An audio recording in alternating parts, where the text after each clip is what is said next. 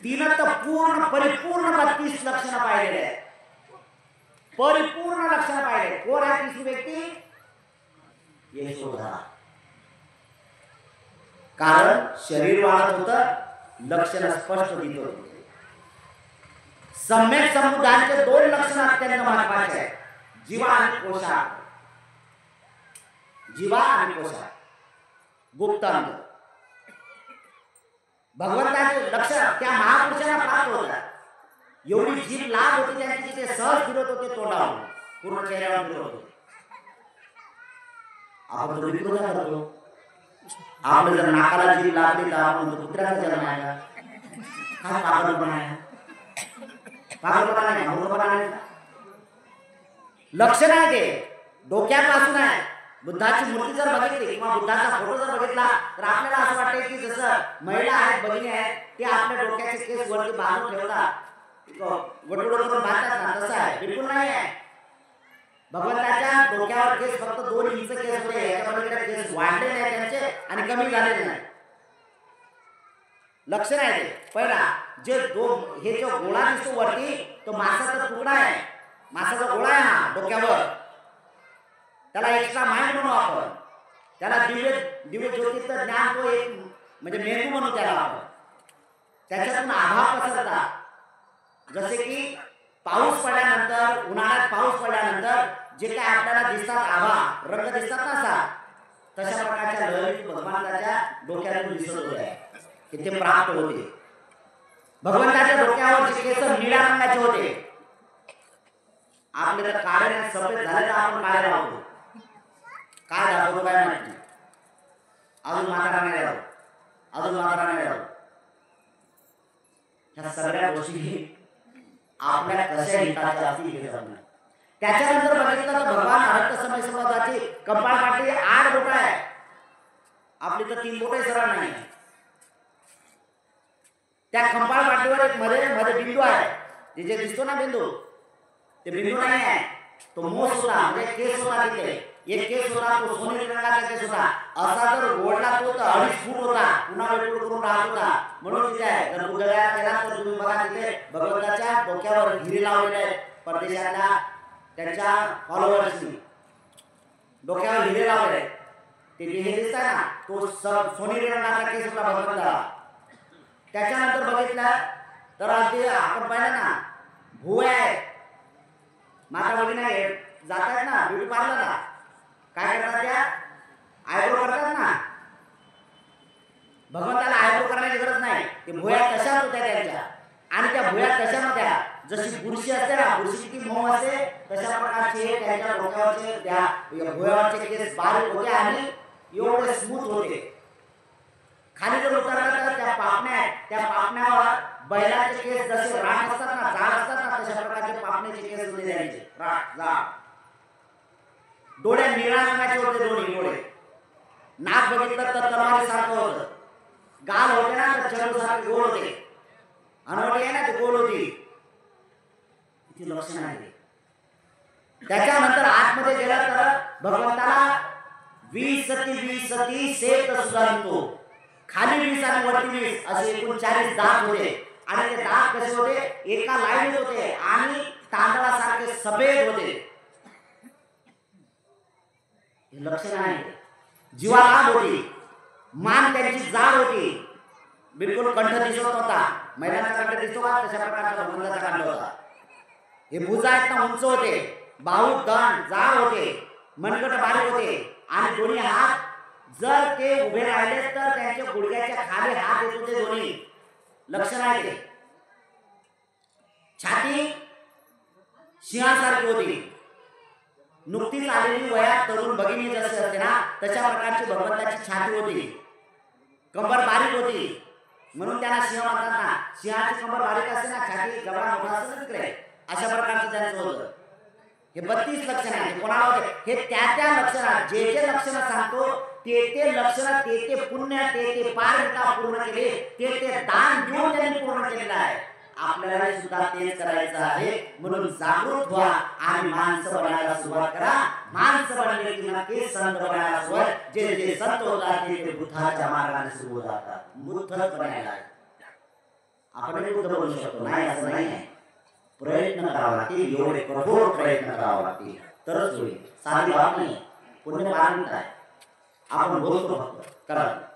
खाली उतरल्याचं भगवंताच्या अगदी बघितलं, मांड्या गोल आहेत, गुडघ्याच्या वाटा आहेत ना गोल आहेत, अंगावरचे केस त्यांचे लोम आहेत ना हे सोनेरी रंगाचे आहेत, ते उलट्या दिशेला आपले खाली आहेत, त्यांचे उलट्या दिशेला होते.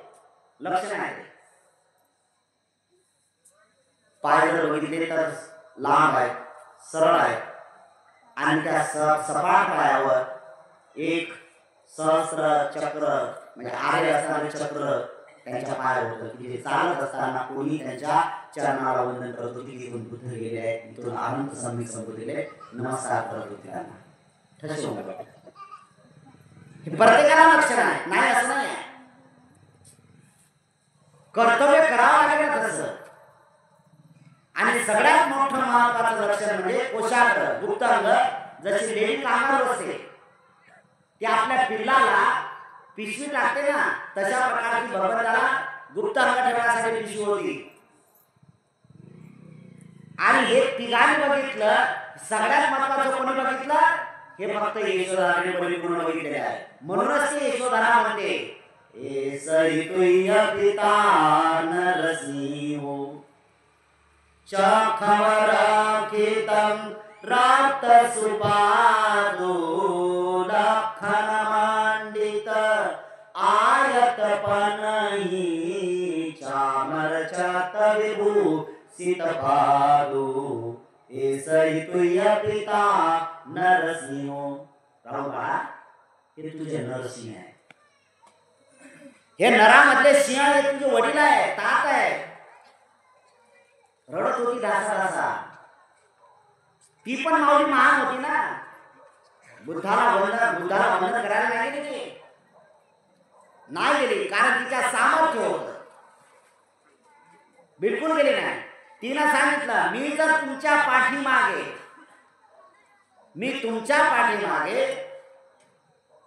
शील पालन करत राहिली, हे जर सत्य असेल तर या सत्य बलाने तुम्ही मला भेटायला या. बोधी प्राप्त झाल्यानंतर बुद्धत्व प्राप्त झाल्यानंतर 2.5 महिन्यांनी कपिल वसु नगरामध्ये भगवान अनंत सम्यक संबुद्ध आले होते. संपूर्ण अंधार काळी रात्र होती. एवढी भयानक काळ रात्र होती की त्या काळ्या रात्रीमध्ये त्या लोकांनी भगवंताचं दर्शन करण्यासाठी दिवे लावले होते. तेव्हापासून काही लोकांनी दिवाळी उत्साह साजरा करण्याचं काम सुरू केलं. वेगवेगळ्या दिवाळी आमच्या काळात त्याच्याशी संबंधित नाही. आपल्याला करावं की नाही करावं तुमचा प्रश्न आहे, मी काय त्याच्यावर चर्चा करणार नाही. त्यावेळेस दीप प्रज्वलन केलं त्याने, दीपोत्सव साजरा केला. या दीपोत्सवाचा भ्रमित अर्थ दिवाळी आहे.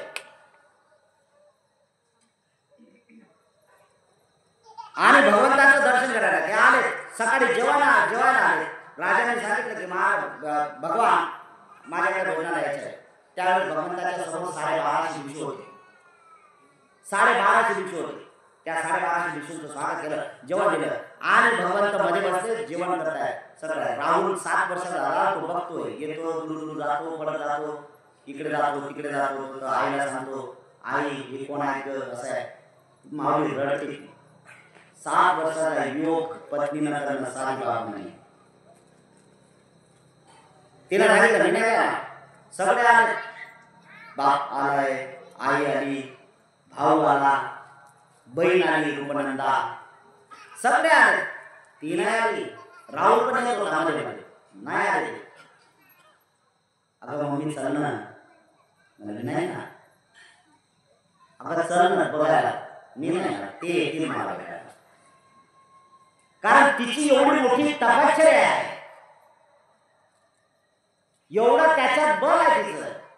तिला कळलं की माझ्या पतीनं ग्रहत्याग केला तर तिनं सुद्धा काही गोष्टींचा त्याग केलेला आहे. मग तिला कळलं की माझ्या नवऱ्याने डोक्याचे केस वपन केलेले आहे, डोक्याचे केस काढून टाकले, हिने सुद्धा केसात म्हणजे डोक्याचे केस वपन करून टाकले. राजा सुदोधन महाप्रजापती गौतमी रडत होती, अगं तू का अशी करतेस, का करतेस तू? म्हणजे सगळा साथ त्यांच्यासाठी होता, तेच नाही तर त्यांच्यासाठी काय करणार, कशासाठी करणार? देवदत्त मध्ये मध्ये डिस्टर्ब करत होता, देवदत्त मध्ये मध्ये येऊन भ्रमित करत होता, सांगत होता की त्याच्या सामर्थ्य नाही आहे, मी तुला सांभाळतो, माझी पत्नी हो. भीक नाही घातली तिने त्याला, बिलकुल नाही. जर अनंत समेत समुद्र एवढे सुंदर आहेत तर पत्नी किती सुंदर असेल. आणि निसर्गाचा एक नियम आहे, पुरुषांपेक्षा स्त्री खूप सुंदर असते, पुरुषांपेक्षा स्त्री ही सुंदर असते. आणि पुरुष सुद्धा जर लग्न करायला गेला, मुलीला बघायला गेला तर आपल्यापेक्षा सुंदरच बघतात ना, हे तसंच आहे. जर सिद्धार्थ बोधिसत्व जर 32 लक्षण युक्त महापुरुष असतील तर त्यांना पत्नी कशी असेल, सुंदरच असेल ना. अरे एवढं सुंदर होतं रूप, ते काय खूपच सुंदर. उभी जर राहिली ना ती, डोक्याचे केस जर सोडले ना तर कमरे खाली उतरत होते, एवढे लांब तिचे केस होते, कुरळे केस होते. तिला सिद्धार्थ बोधिसत्व प्रेमाने गोपा म्हणायचे, गोपा गोपा. एवढं सुंदर, त्याला एक अर्थ आहे. हे सगळं करत असताना तिनं प्रत्येक शरीरातला पार्टन पार्ट त्या माऊलीने बघितलेला. म्हणूनच ते बाई म्हणून सांगते, म्हणून सांगते ते की 32 लक्षण महापुरुष तेच आहे. आणि बुद्धत्व प्राप्त झाल्यानंतर एका ऋषीने, एका मुनीने, की ज्याचं नाव ब्रह्माई होतं, त्याचं वय वर्ष 120 वर्षाचं होतं, जगजग झालेला होता, जटा वाढलेल्या होत्या, सफेद केस वाढले होते, नख वाढलेले होते. आणि त्याने आपला शिष्य मानवक नावाचा शिष्य त्याने पाठवला की खरंच हे बुद्ध आहे का बघ, गीता तपासून. तो शिष्य भगवंताच्या दर्शनासाठी 6 महिने राहिला त्यांच्या संगाती, पण हे 2 नक्षत्र कधी त्याला दिसले नाही. जीवा आणि कोशाग्र हे त्याला दिसले नाही, पण ठाम निश्चय मांडला की गुरुजी तुम्ही मला पाठवलं ते समेत समुदाय, मला 2 लक्षण दिसले नाही, ते तुम्हीच बोलून बघू शकता तुमचा. आणि तो 120 वर्षाचा ब्रह्माई आला, त्याने बघितलं आणि त्याला बोलताना भगवंतांनी सांगितलं, या ब्रह्माई बरोबर जीव दिसली आणि कोशाग्र सुद्धा सगळ्या. आणि त्याने त्याच वेळेस हात जोडले आणि पहिले मुखातले शब्द त्या ब्रह्माईने म्हटलं, नमो तस्स भगवतो अरहतो सम्मा संबुद्धस्स. तुम्ही आपण बोलतो का बोलतो माहिती आहे ना, का बोलतो त्या ब्रह्माईने म्हटलेलं आहे. त्यांनी लक्षण पाहिले आणि अभिवादन केलं की ते तुम्ही आहात. तेव्हापासून आपण बोलायला लागलो. माहीतच नाही ना, साधारण नाही आहे, हे बुद्ध आहे. आणि बुद्ध असे नाही आहे जे लोक कल्याणासाठी अहोरात्र प्रचार आणि प्रसार करतात, लोकांचं दुःख दूर करण्याचा प्रयत्न करतात, यासाठी सत्य आहे. म्हणून आपण हे सुद्धा का म्हटलं पाहिजे, का बोलतो आपण? केवळ बुद्धाला बोलून त्यांचा अवमान करू नका. ते गुण जसे त्या तसे माझ्याकडे आले पाहिजे म्हणून केलं पाहिजे. आपण भगवंताला वंदन करतो ना की भगवान तुम्ही ते जे आहेत ना त्याला आपण वंदन करतो ना, मी बोलतो ना बुद्धं शरणं गच्छामि म्हणतो ना, बुद्धं शरणं गच्छामि म्हणतो म्हणजे मी प्रॅक्टिकली त्यांच्या मार्गाने निघालो का नाही हे तपासलं पाहिजे नाही.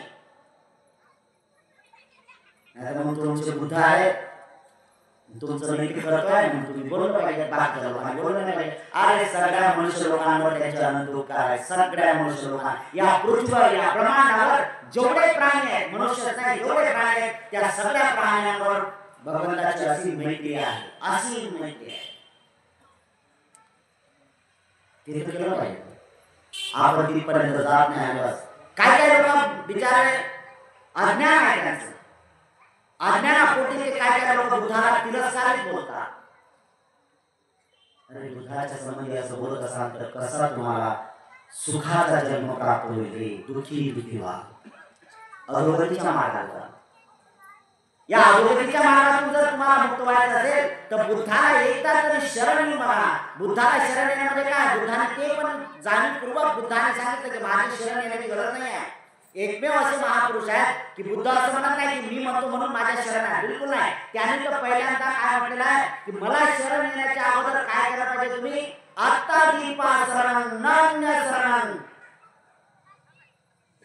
बुद्ध काय म्हणतात, मला शरण येण्याच्या ऐवजी पहिल्यांदा काय करा, अत्तादीपा शरणं नान्य शरणं. पहिल्यांदा काय करावं लागेल,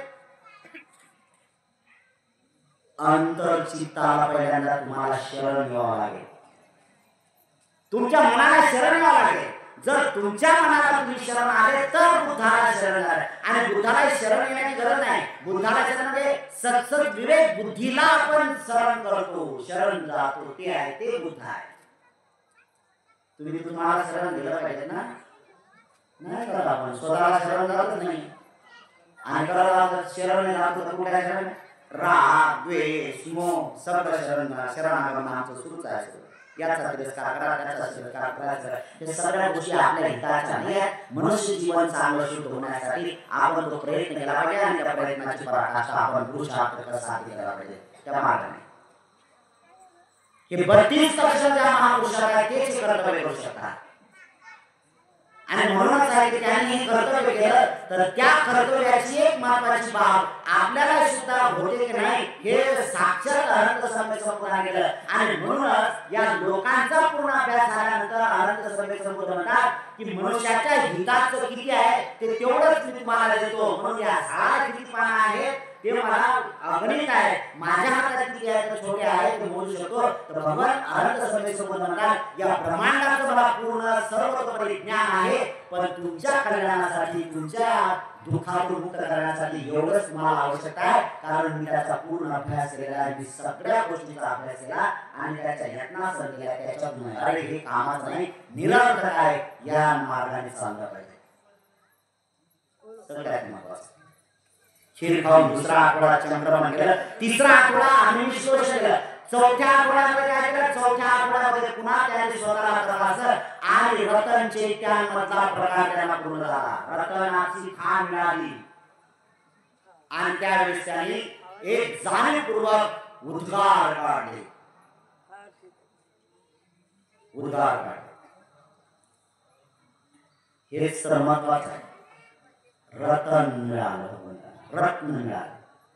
चौथ्या आठवड्यामध्ये त्यांना साक्षात्कार झाला आणि तो साक्षात्कार कशाचा झाला, कार्यकारण सिद्धांताचा साक्षात्कार झाला की ज्याला पाली भाषेमध्ये म्हणतात प्रतीत्य समुत्पाद.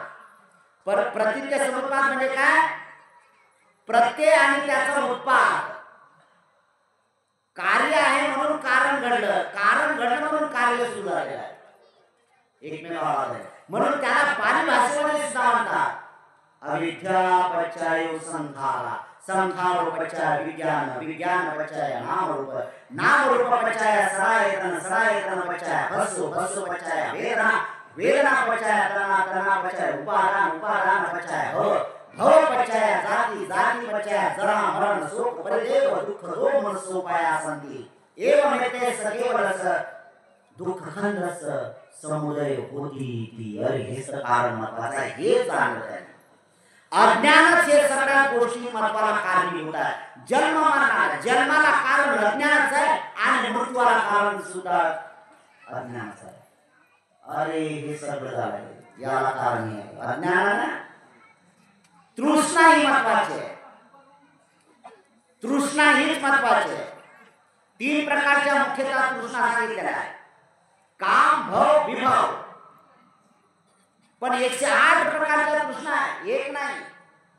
जे वारकरी संप्रदायाचे बंधू आपल्या गळ्यामध्ये जे माळ घालतात ना, एका बंधूने मला सांगितलं होतं, मी नेपाळला गेलो होतो त्यावेळी मला त्यांनी सांगितलं, म्हणजे भंतीजी तुम्ही नेपाळला चालला का? हा, काठमांडूला चाललो, पोखऱ्यापर्यंत गेलो. म्हणजे माझे काम करा. काय करायचं, काय म्हणले तुम्ही नेपाळला चाललात तर मला एक माळ घेऊन या. माळ घेऊया काय म्हणजे माळ म्हणले रुद्राक्षाच्या, लठे रुद्राक्षाची, पण रुद्राक्षाच्या हातात असताना एक मुखी नाम. किती ह्या गोष्टी. बरं, एक रुद्राक्षाची एक मुखी तर आणा करा, पण त्याच्यात मनी 108च असल्या पाहिजे. त्याला म्हटलं 107 नाही झाला का, म्हणले नाही 109 नाही 108च लागतात. काय 108? काय 108? एक मुसलमान बंधू याच्या दिवशी सुद्धा कलरावर सुद्धा येऊन टाकलं. मला या सगळ्या गोष्टी भांडवल कळतच नाही. लोकांनी धर्म कशा कशाला वाटून घेतला. राहिली सत्य बाप, पण रंगात येऊन घुसले सगळे रंगात येऊन. मुसलमान बंधूच्या हातात मी पाहिली दाढी बिडी, कदाचित मौलवी असेल, हिरव्या मनाची माळ. ये तो अजबात हो गए. हरे रंग की माला और जपने शुरू है, जपन करता है. काय जपताय काय? हे जे प्रतीक घालताय काय? हे तुकोबारायाच्या पासून सुरू झालं ना. वारकरी संप्रदायाचे संस्थापक 13व्या शतकातले नामदेव महाराज, त्यांनी वारकरी संप्रदाय केला. खरा अर्थ जो वारकरीचा तोच अर्थ आहे. वारकरी जो वार करतो, कोणाला वार करतो, कोणावर वार करतो? अरे जो स्वतःच्या तृष्णेवर वार करतो, स्वतःच्या मनाला तो वार करतो की वाईट विचार ज्यावेळेस उत्पन्न होते त्यावेळेस तो संपवतो, मारतो, तो वारकरी आहे. आणि ते प्रतिकात्मक रूप धारण केले जाते.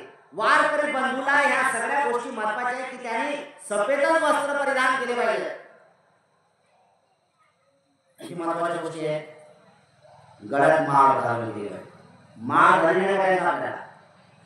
वारकरी संप्रदाय बंधूला सुद्धा म्हणतो, वारकरी बनायचं असेल ना, माळ घालणे बनायचं. त्या माळ घालणे बनत असताना त्याचा अर्थ बोध जाणून घ्यायचा आणि एक एक मनाचं जपन करत असताना त्या तृष्णेतून नष्ट व्हायचा, विसरून जायचा, निर्वाण गामी बनायचा आहे. एस धम्मो सनातनो, हा सनातन धर्म आहे. एक एक म्हणे काय कुठले आहे तर अगदी ह्या जाणीवपूर्वक आपल्याला तृष्णा करायला. ह्या तिन्ही काळातल्या तृष्णा आहे. काम, विभव, भव, तृष्णा म्हणतात. या तृष्णा जन्माला घालतात माणसाला. काम, भव, तृष्णा, कामासंबंधी तृष्णा. काम म्हणजे वासना नाही बरं. काम म्हणजे आसक्ती. काम म्हणजे आसक्ती. जे जे तुमच्या मनात आसक्ती झाली ती तृष्णेतच करण्यात जाते आणि जे तृष्णा त्याच्यात येते ते सगळे ते पुन्हा चक्र उत्पन्न करण्यासाठी येते. अरे हा विचार झाला की तो झाला, तो झाला. बिलकुल विचारात एवढा लोटपोट बनलेला आहे की तो बाहेर पडत नाही. जो व्यक्ती विचाराधीन झालेला आहे, विचारात पूर्ण झाला, तो बाहेर निघत नाही. याला बाहेर काढायचं असेल तर त्याचं प्रतिकात्मक रूप म्हणून आहे. गळ्यातच घालणे म्हणजे प्रतीक आहे असं समजू नका. त्याच्यातून मुक्त होण्याचा प्रयत्न करा. मनुष्याचा जन्म हा दुर्लभ आहे. सहजासहजी माणसाचा जन्म मिळत नाही आणि माणसाचा जन्म मिळाला तर तो सार्थक करायचा असेल तर तृष्णेतून जीवन मुक्त झालं पाहिजे, तरच खऱ्या अर्थाने मनुष्याचा लाभ मनुष्याला करून घेता येईल. खूप महत्वाचे आहे. जाणलंच पाहिजे आपण सगळ्यांनी. 3 प्रकारच्या तृष्णा त्यापैकी आहे जाणले आणि भव, पश्चाया, जाती. भव, भव म्हणजे बिकमिंग. भव म्हणजे बिकमिंग. वारंवार येते तेच येते. जर चित्तामध्ये कामुकता निर्माण झाली, कामुकता म्हणजे आसक्ती, वासनाच नाही. मी पुन्हा पुन्हा ते सांगतो. काम वासना वेगळी आणि काम वेगळं. कामासंबंधी विचार म्हणजे लालसेचे विचार येतात त्याला काम. वासना हे बेविचारातला प्रकार. या जाणणं गरजेचं आहे की जी काम वासना उत्पन्न होते ते मृत्यूला तुम्हाला ओढून जाते आणि जर कदाचित वासना भोगत असताना मृत्यूला तर अरुगतीच्या लोकांमध्ये पुन्हा जन्म होतो. या अरुगतीच्या पुनर्जन्मातून आपल्याला मुक्त करायचं असेल तर या वासनेवर सुद्धा आपल्याला विजय प्राप्त करता आला पाहिजे. थांबवलं पाहिजे. ब्रेक त्याला थांबवू नाही, त्याला अगदी मुळासकट उठून फेकलं पाहिजे. त्यालाच म्हणतात निरोध. 4 प्रकारचे सांगितलेले आहे. दुःख, दुःख निरोध, दुःख समुदय आणि दुःख निरोधागामी प्रतिपदामा. दुःखाचा समुदय, दुःखच माणसाला. आणि दुःख कोण करायला होते? दुःख करायला होते तृष्णा. तृष्णा महत्वाची आहे.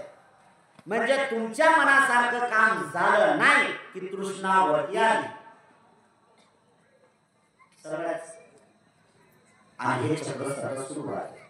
झालं सुरू सतत कंटिन्यू. किती विचारण करत असेल आपण काय नाही. आपण तर खूप भाग्यवान लोक आहोत की अशा पर्वावर आपण जन्म धारण केला की बुद्धाचं द्वितीय शासन सुरू आहे आणि कृष्णीतून मुक्त होण्यासाठी आपल्याकडे मटेरियल आहे. फक्त ते अनुभवात आणावं लागेल, स्वयं प्रॅक्टिकल करावं लागेल आणि त्या मार्गातून आपल्याला मुक्त व्हावं लागेल. बस निर्वाण, बस याच्यातून आपण. काय काय लोक मरणाच्या संबंधी विचार करतात, विचार करणारे करतात. काय मरण्याची गरजच नाही, ना जगण्याची गरज नाही. दोन्ही गोष्टी न्यूट्रल ठेवा. आलं मरण तर आलं, हरकत नाही, घाबरण्याची गरज नाही. जगतोय कशासाठी तर एक सगळ्यात महत्त्वाचं. 12वीला असताना एक प्रश्न उपस्थित झाला होता. मी 12वीला होतो त्यावेळेस चव्हाण नावाचे सर होते. आम्हाला त्यांनी मराठीचा विषय दिला. त्याने आल्याबरोबर पहिल्यांदा सकाळची कॉलेज होतं आमचं, त्यावेळेस त्यांनी प्रश्न उपस्थित केला. सगळ्या विद्यार्थ्यांना पहिला प्रश्न दिला, आपण जगतो कशासाठी? या आपल्या भानगडीत झाला. आता 12वीचा युग म्हणजे 12वीचं वय वर्ष आहे ते 12वीचं आणि वय तशा कॉलेजचं आहे जोडणं आहे. तर ज्या प्रत्येक विद्यार्थ्याला एक शब्द विचारला, सांग तू. मुलीने सांगितले, मुलाने. आता ज्याची जेवढी आकलन शक्ती होती तेवढं त्याने सांगण्याचं काम केलं. आपण जगतो कशासाठी?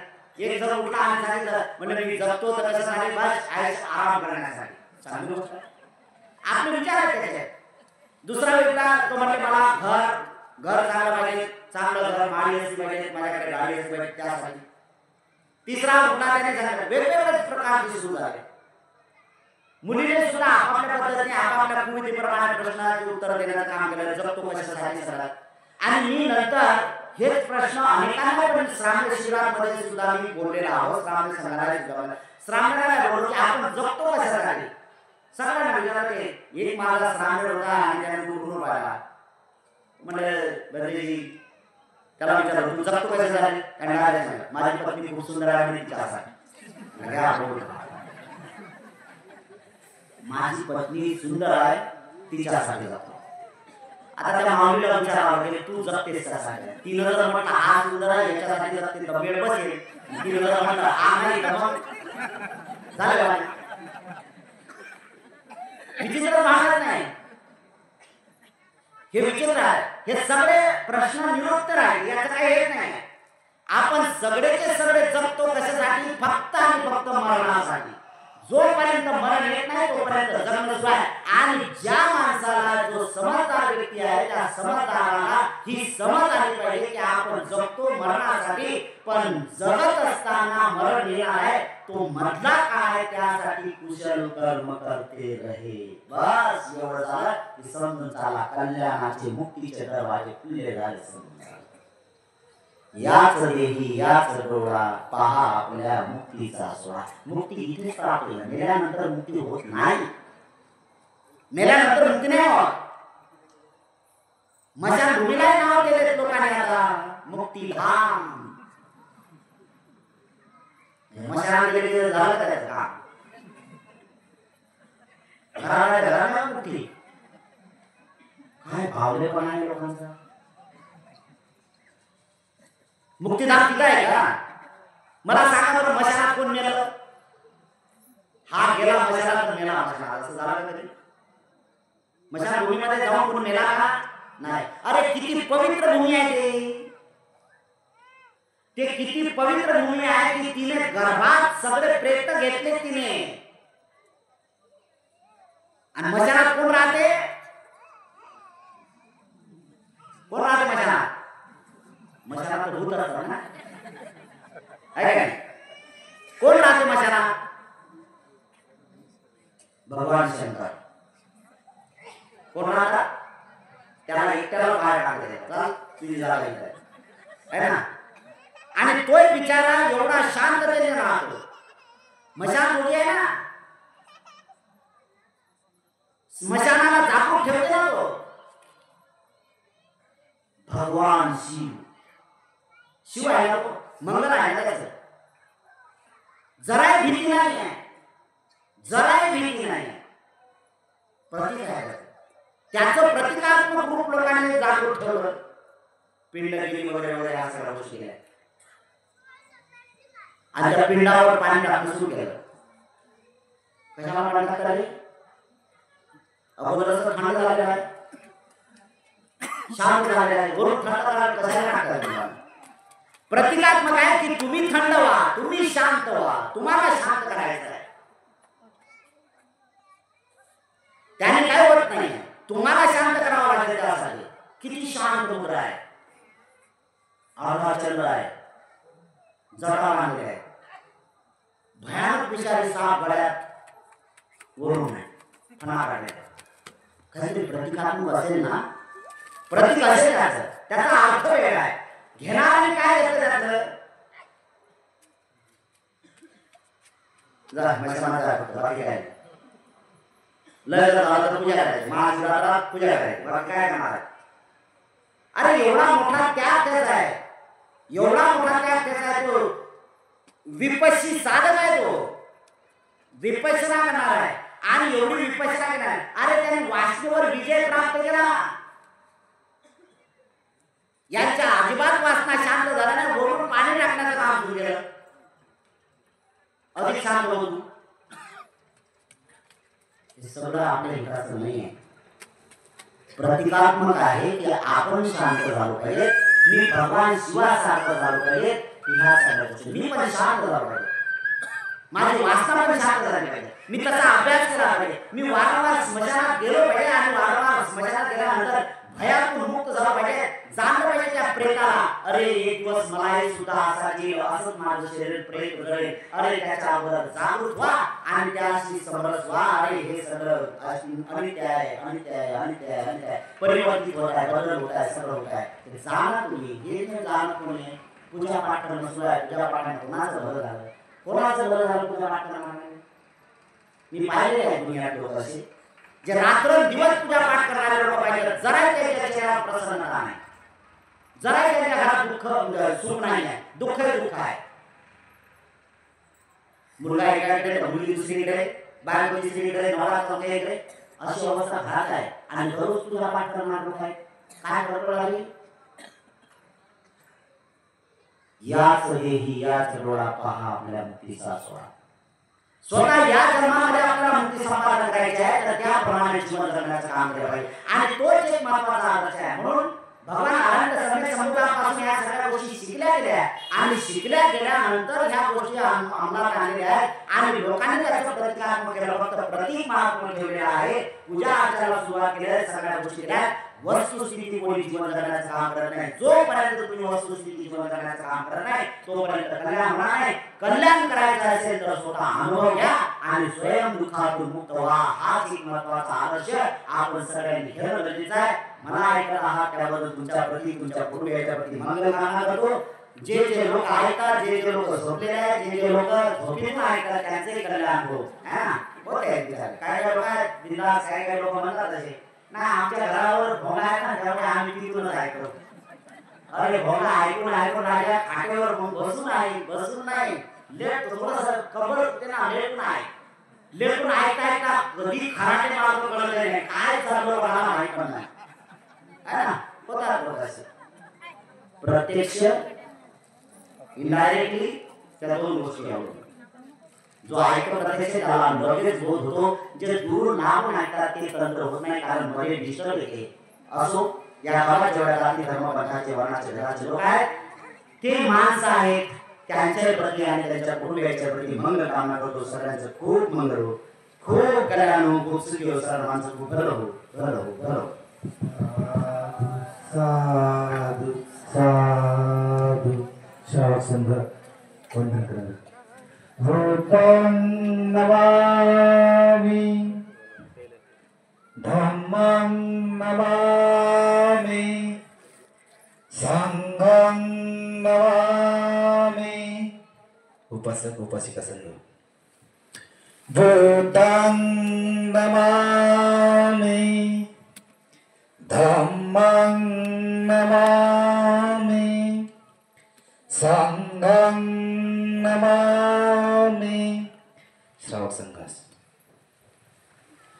भूतं नमामि धम्मं नमामि संघं नमामि।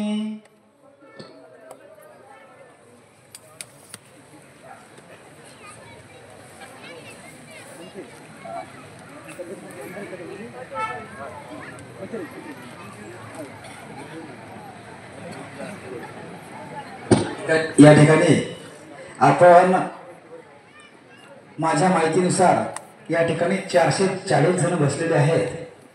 त्याचप्रमाणे हे जे आपण ऑनलाईन करत आहोत सर्व फेसबुक ऑनलाईन आहे। आपण 440 माझ्या फेसबुकवर 500 आणि नालंद बुद्ध विहार अडगाव बुजुर्ग